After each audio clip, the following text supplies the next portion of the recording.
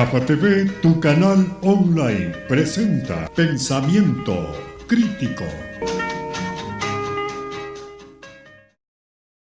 Hola, bienvenidos a Pensamiento Crítico de GAFA TV Ecuador. Pensamiento Crítico, el programa de análisis y opinión de los temas importantes que nos interesa y nos preocupa a todos los ecuatorianos en este caso.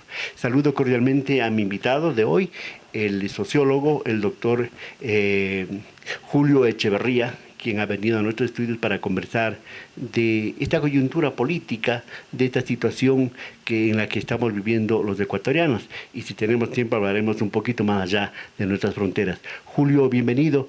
¿Cuál es tu lectura, tu diagnóstico respecto al momento político que vivimos los ecuatorianos? Salimos de una consulta popular, ¿verdad? Tenemos un presidente que va bajando en las encuestas, según dicen las empresas encuestadoras, y tenemos una marcha electoral hacia el 9 de febrero del 2025 para renovar Asamblea Nacional, para renovar las principales autoridades del Ejecutivo, presidente y vicepresidente, por la inversa, pero ya estamos en campaña electoral, pre-campaña electoral, como siempre. Bienvenido, Julio. Gracias por estar aquí. Gracias, Fernando, por la invitación. Yo diría que el país sigue en una situación crítica. La misma muerte cruzada nos dio pistas de que el sistema en general estaba entrando en una situación de aguda crisis, de aguda entropía, podríamos llamar. Esto es de una desconfiguración. Y a lo que nos vemos abocados ahora sería a un intento de recuperación de la institucionalidad. Creo que ese es el objetivo que tiene que perseguir el país. Y en ese sentido habría que marchar contracorriente de lo que está aconteciendo, que es un proceso de debilitamiento institucional, de desgaste político, de inexistencia de grandes líneas u orientaciones por parte de la política. La política se ha reducido simplemente a un juego por acumular poder, por ocupar espacios de poder, pero se ha perdido de vista cuáles son los grandes objetivos del país y quienes hacen política, las élites, etcétera, no están interesadas en construir estas grandes líneas que necesita y requiere el país. Julio, el presidente de la República, Daniel Noboa, su gobierno, la Asamblea Nacional, dirigido por un amigo del presidente, el señor Confle, los partidos políticos, los movimientos, los líderes, están leyendo esto que tú dices, están buscando esta transformación, esta institucionalización del Ecuador, o están haciendo lo que tú dices, simplemente cumpliendo los mandatos de las élites, de las grandes dirigencias y dejando que el Ecuador siga cayendo, lo que muchos dicen, en un estado fallido. Pues yo creo que es todo el país el que se encuentra en una lógica de enfrentamientos, de polarizaciones, de ausencia de propuestas que sean realmente propuestas consistentes en términos de su formulación teórica, en términos de su formulación programática, y que en realidad aglutinen a sectores que están realmente interesados con los cambios que el país requiere. Ahora, ¿cuáles son los cambios que el país requiere? ¿Cuáles son los desafíos en este momento? Un desafío muy serio es el de la economía.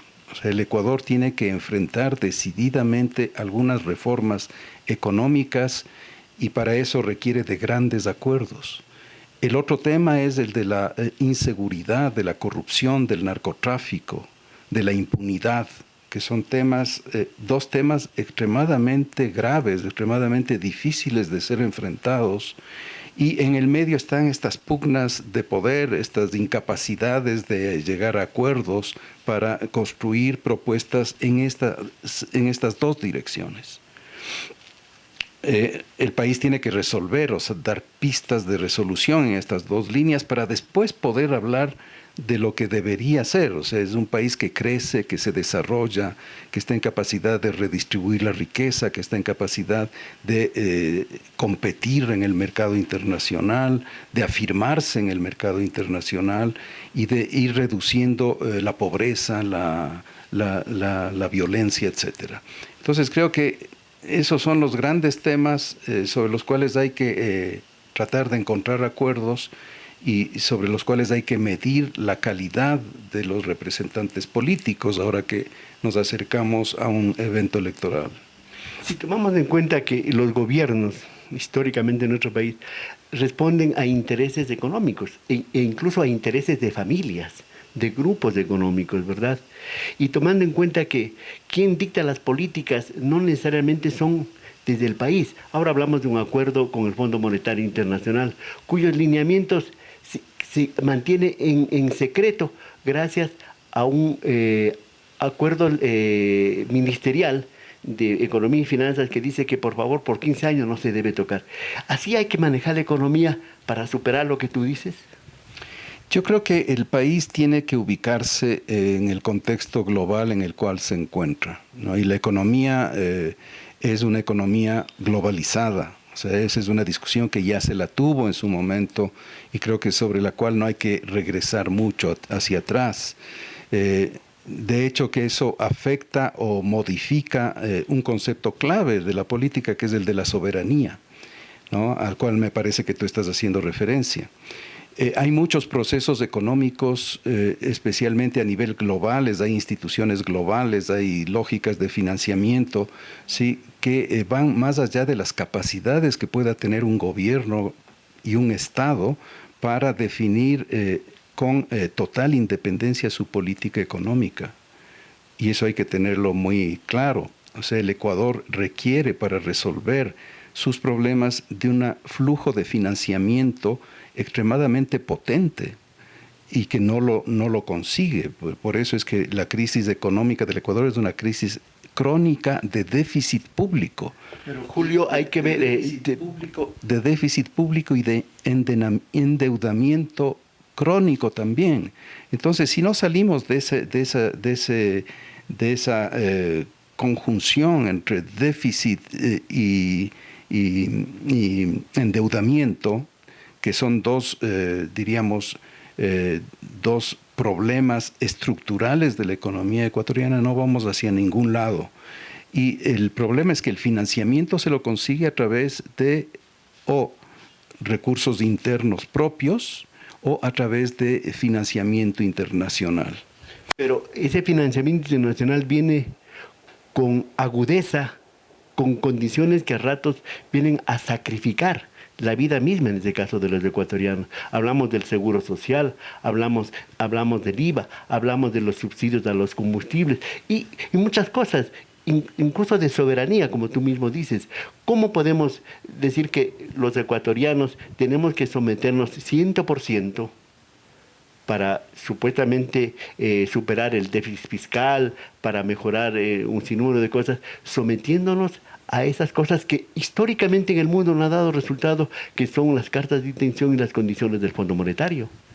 Lo que pasa es que el país se ha puesto en esas condiciones. O sea, el país ha llegado a un punto en el cual ha tenido que depender del endeudamiento internacional y ha tenido que comprometerse con ese endeudamiento y no ha estado en capacidad de utilizar esos recursos para instaurar una dinámica de crecimiento endógeno que le permita reducir la carga de los intereses de la deuda y reducir la deuda.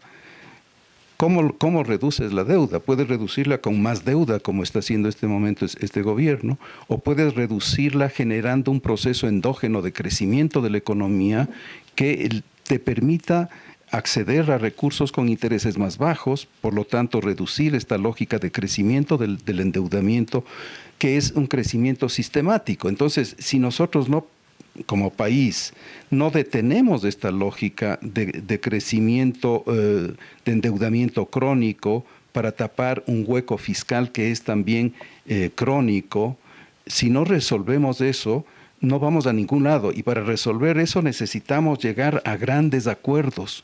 O sea, la izquierda y la derecha tienen que acordar en un programa conjunto. Y eso no se está dando. O sea, la izquierda tiene que entender que es necesaria la disciplina macrofiscal para reducir esa ecuación de endeudamiento y de déficit público, esa ecuación. Y la derecha debe entender también que la economía tiene que crecer redistribuyendo la riqueza.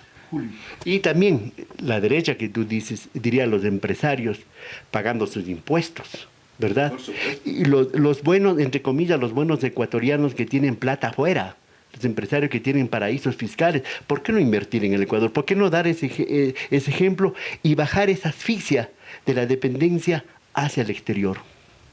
El problema es que si es que no funciona el sistema adecuadamente, los capitales no van a ingresar. No tienen patria, no tienen bandera. Sí, no tienen, y por lo tanto, o generamos un ecosistema, como se dice, adecuado para la inversión externa o interna, o si ese ecosistema no funciona adecuadamente, los capitales se van a ir.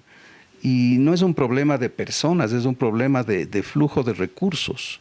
Sí, no esperemos que los capitalistas sean almas bellas que están entregadas al bienestar per se. Los capitalistas están para generar procesos de alta rentabilidad para sus mismos intereses.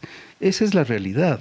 Entonces, es importante que esa acumulación de capital, esa inversión, esa legítima consecución de intereses, de ganancia que tiene el capital, esté volcada en el país, en la economía del país. Para eso hay que crear las condiciones institucionales para que eso pueda darse. Julio, mientras eso estamos debatiendo, conversando nosotros, reflexionando, el presidente de la República está interesado en la reelección y para eso está enconado con la vicepresidencia de la República y quiere sacarle a toda costa. Tenemos a un presidente de la Asamblea que lo defiende también a rajatabla y pone las manos en el fuego por la familia Noboa y por el presidente de la República.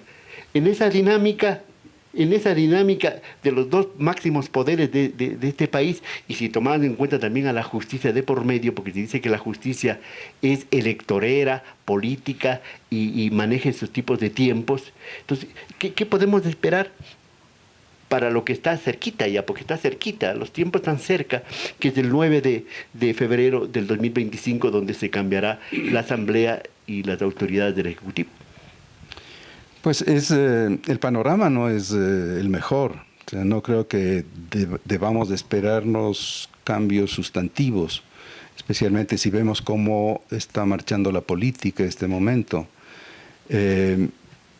Yo creo que el esfuerzo tiene que ser un esfuerzo conjunto de la sociedad civil, de los medios de comunicación, de ubicar adecuadamente el nivel de la discusión política y de hacer un esfuerzo por conducirnos en esa dirección. Yo creo que la gestión del presidente Noboa, la gestión de la Asamblea, son gestiones muy deficitarias en dirección a construir lo que estamos planteando. Porque tienen interés, ¿no? Por supuesto, de por medio hay intereses. No nos olvidemos que la política es una operación, es una disciplina, es un campo de intervenciones para controlar el poder y responder a intereses. Esa es la realidad. Pero la política no puede reducirse solamente a eso. La política, exacto, la política tiene que ir a defender los intereses públicos, los intereses colectivos. Es esa la vocación a la cual habría que premiar en un evento electoral, por ejemplo. Este rato el presidente Noboa no está intentando resolver el problema de la inseguridad, está tratando de introducir orden en el sistema penitenciario que estaba en manos de las bandas delincuenciales vinculadas al narcotráfico. La fiscal está intentando limpiar de narcopolítica a la Administración de Justicia y a la legislatura.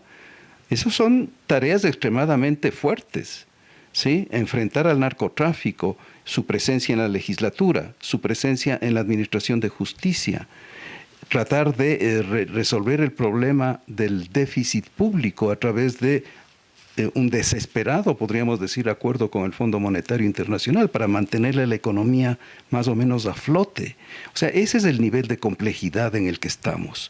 Y los actores no entienden, los actores políticos no entienden este nivel de complejidad y no logran definir estrategias que vayan en esa dirección. Yo no entiendo, por ejemplo, cómo actores políticos como la Revolución Ciudadana siguen insistiendo en una línea que es una línea excluyente hacia cualquier acuerdo que camine en esa dirección. No entiendo, por ejemplo, la última operación en la Asamblea Nacional de invitarle al señor Aliaga, que es un personaje vinculado al narcotráfico y vinculado también a su propia organización. O sea, la Revolución Ciudadana debería hacer un esfuerzo interno por limpiar sus propias filas y no tratar de contaminar a una institución como la legislatura. Igual el Partido Social Cristiano. Entonces, estamos frente a actores irresponsables que no están comprometidos con la lucha que el país está llevando adelante para limpiar la administración de justicia, para controlar el sistema penitenciario, para impedir que en la legislatura se anide la narcopolítica. Julio, mientras el presidente también opera para sus intereses personales, empresariales. Tenemos lo de Oloncito, es una muestra muy clara, ¿verdad? Lo que ha dicho el presidente de la Asamblea igual. Mientras correístas y novoístas o algo así están en esa lucha por intereses, unos por taparse, unos por cubrirse, unos para sacar más ganancias. ¿No será posible crear una tercera vía? ¿No será posible encontrar otro atajo más allá de esta lucha entre unos y otros, y ir más allá, digo, para encontrar una tercera vía, para hablar, para consensuar esos temas grandes que tú estás manifestando y encontrar una salida institucional, una salida democrática, colectiva de los ecuatorianos? Yo creo que ese es el gran desafío y ese es el gran objetivo que tiene este rato el país, o sea, encontrar las fuerzas políticas, aglutinar fuerzas políticas hacia una tendencia que sea una tendencia más responsable con el país. Y yo creo que hay que trabajar en los distintos ámbitos en los cuales estemos para ir generando esa posibilidad, o sea, de construir realmente una clase política que sea mucho más responsable con los objetivos del país y que esté interesada en una verdadera reforma institucional que le ponga al país en condiciones mucho más sólidas para enfrentar estos desafíos. Una política, unos dirigentes que diseñen, si es posible colectivamente, un proyecto país, ¿sí? Un proyecto nacional. Porque vemos ahora que los partidos políticos son una entelequia, son un engaño, es una mentira. Hay 260 y pico de movimientos y partidos políticos que se representan a sí mismos, que sus militantes no tienen ninguna formación, que alquilan o arriendan sus partidos, sus listas y sus números, o hay otros que compran la candidatura para estar en primero o en segundo lugar. Ahora mismo un candidato, un precandidato, el señor Topic, acaba de renunciar a eso, ¿sí? No nos estamos lamentando porque haya renunciado, sino que él dice y le echa la culpa a los electores. Es decir, él quiere tener otros electores. Ya lo dijo el señor Moreno, el expresidente Moreno, que él buscaba otro pueblo. Yo diría, desde el lado de los electores, del lado del pueblo, nosotros necesitamos otros políticos, otros dirigentes, otra gente que piense en el Ecuador y no sus intereses personales, en sus vanidades, en sus orgullos, Julio. Sí, de acuerdo. O sea, como decíamos hace un rato, el enfrentamiento es en los distintos niveles. O sea, necesitamos también una clase política responsable que esté a la altura de estos desafíos y necesitamos también una ciudadanía que esté en capacidad de conducirse hacia obligar que esa clase política empiece a emerger, empiece a aparecer, ¿no? Ese es un desafío para todos, esto es para las universidades, para el sistema educativo, para la sociedad civil en su conjunto, para las instituciones del sistema político. En todos esos niveles hay que encontrar las mejores voluntades para construir esa línea. si no caemos otra vez en la polarización, en el agotamiento de esfuerzos, ¿no? Los levantamientos indígenas pueden ser expresiones legítimas de resistencia frente al poder, frente a las condiciones inaceptables en las cuales vive el país, está bien, pero no pueden echar más leña al fuego. La izquierda no puede ocupar el puro espacio de la resistencia. Es necesario ponerse ya desde la perspectiva de la responsabilidad de gobernar. Hay que ponerse desde la perspectiva de aunar esfuerzos con otros que no necesariamente piensan como uno piensa.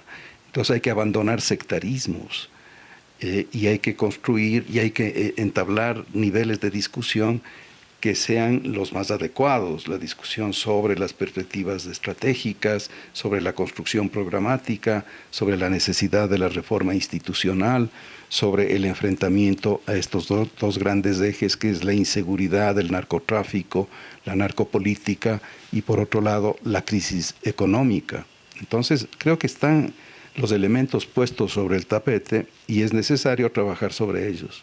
Necesitamos políticos, necesitamos dirigentes responsables y un pueblo culto, democrática y electoralmente, ¿verdad? Lamentablemente no tenemos tiempo para hablar, porque esta tendencia no es una tendencia solo ecuatoriana, esto de o latinoamericana o europea, esto de la ultraderecha, esto del neofascismo, esto de los libertarios, no sé, ¿no? Yo no sé si algún rato, Julio, podemos sentarnos a conversar de esto, pero mi amigo el productor me está diciendo ya. Entonces, Julio, gracias por haber venido, pero quedan temas planteados muy importantes para seguir conversando. Esta ha sido la comparecencia del doctor Julio Echeverría, académico, analista político, hablando sobre la coyuntura, sobre el momento político del Ecuador y esta incertidumbre que tenemos los ecuatorianos cuando tenemos políticos, cuando tenemos dirigentes, tenemos gobiernos y tenemos asambleístas, por ejemplo, que están pensando en otra cosa y no pensando en los 18 millones de ecuatorianos que somos y que necesitamos respuestas y proyectos reales y concretos. Señoras y señores, gracias por haber asistido a este diálogo aquí en Pensamiento Crítico, el programa de análisis y opinión de GAFA TV Ecuador. Hasta la próxima. GAFA TV Producciones y este canal presentaron Pensamiento Crítico.